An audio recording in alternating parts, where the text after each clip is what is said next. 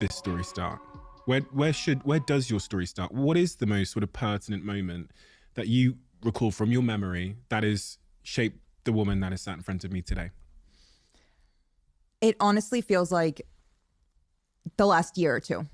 That's where my life started and where I should start, because the woman that's in front of you right now has been a work in progress and is still a work in progress. And I feel like I've been my most authentic and purest form of myself in the past year or two. Like, the closer to today we get, the more secure I feel in who I am and who that person is. But obviously there was a lot of other things that happened to get me to this point. But to answer that question, like a year or two. Let's start at the end then, which is today. Yeah. Why? Why the closer we are to today, the more authentic you feel to yourself? Why? I'm going after the things I actually want, and I'm growing into my confidence, and the self-assurance that I've gained from doing the things I love and accomplishing my goals has formed who I am. And it feels really good, and it feels very validating, and it's just,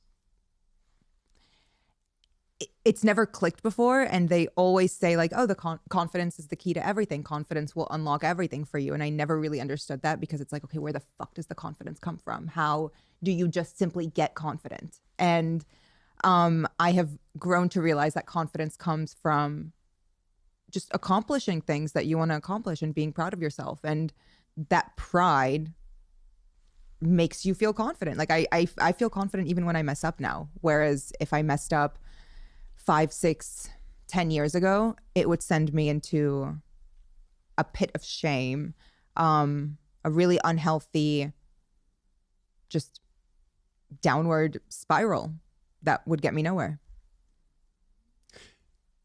Did you ever imagine being here?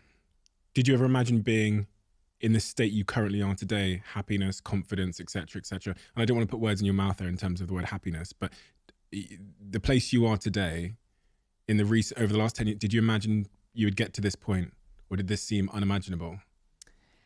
It seemed unimaginable for a while, but my mental health was also not as strong as it is today. There was a lot of periods in my life where I couldn't see past 48 hours, let alone 10 years. It was very day to day for a while. And I think that's why I'm so confident, because right now, if you ask me what I can see in 10 years, I feel like I can answer that. I know what I want. I know what my goals are and what I want to accomplish. So yeah, even in interviews 5 years ago, when they would ask me, where do you see yourself in 5 years? I would always say, I have no fucking clue. I don't know where I see myself next week. And what changed? Taking risks, honestly.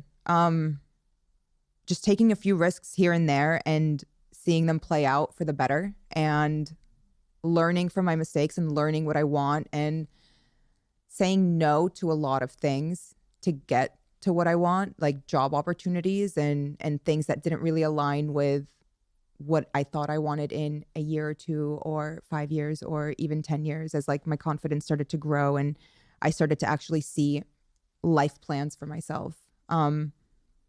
Taking risks and walking away from those risks, either having them play out for the better or learning from the mistakes and learning, oh, this didn't work. This is what I need to do next time. Oh, this didn't work. I crossed my own, I crossed a boundary of mine and now I don't feel good. Now I know this is past where I should be pushing myself.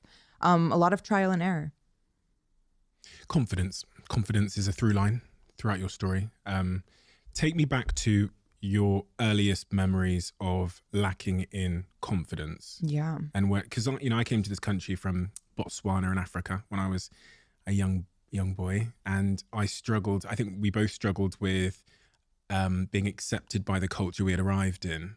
Me in Plymouth, only black kid, curly hair, trying to figure out why my hair's not straight, relaxing it chemically all the time.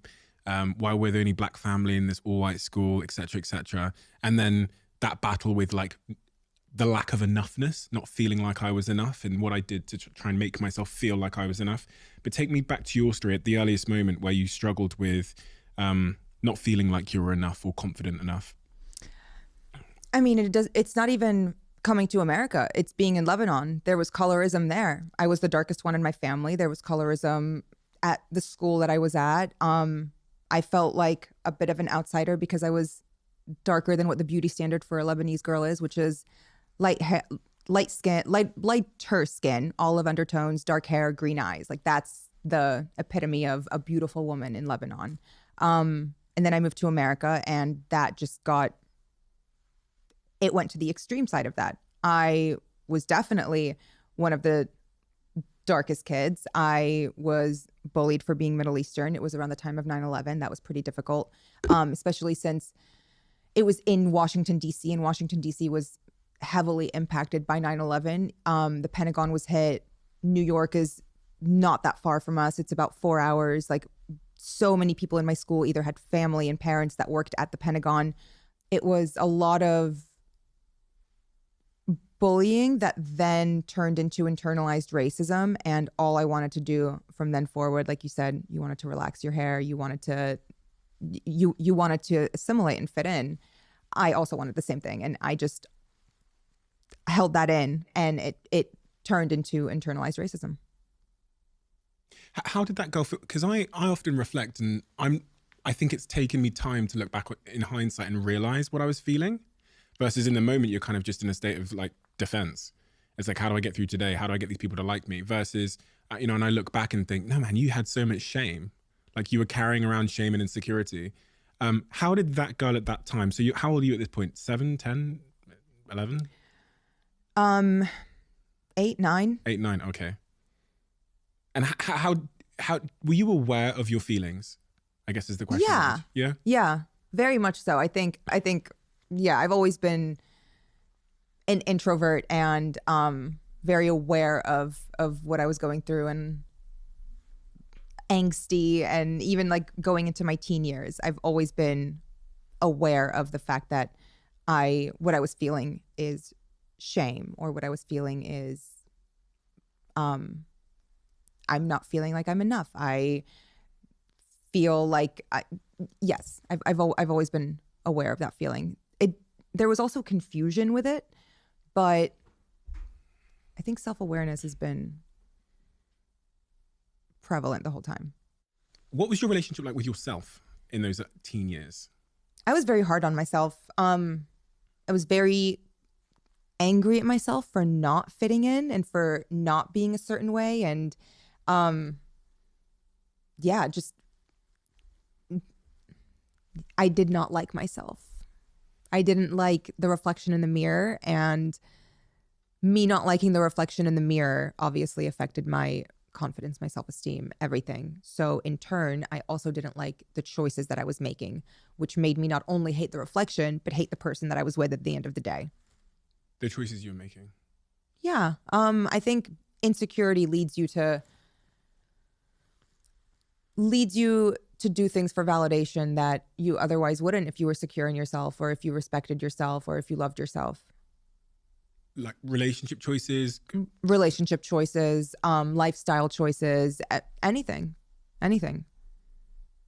What are some of those? So in the context of relationships, from doing this conversation with multiple people, I've started to sort of piece dots together around